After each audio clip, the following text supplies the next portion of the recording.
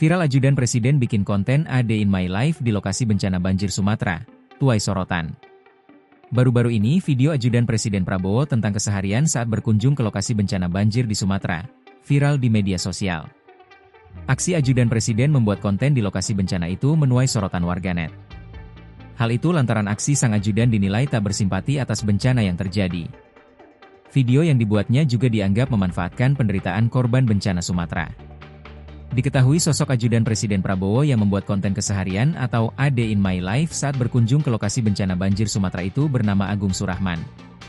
Agung Surahman membagikan video kontennya itu melalui Instagram pribadinya. Dalam video tersebut, video Agung Surahman berkunjung ke lokasi bencana banjir Sumatera itu dinilai estetik untuk menggambarkan musibah yang terjadi.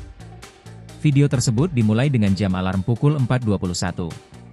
Pada slide berikutnya, Agung menunjukkan kegiatan ketika bersiap di kamar mandi. Lalu Agung Surahman juga menunjukkan Presiden Prabowo Subianto di dalam mobil.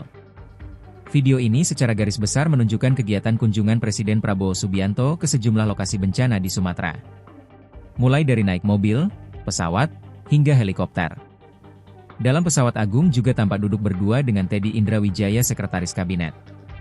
Mereka mendarat di Bandara Silangit International Airport.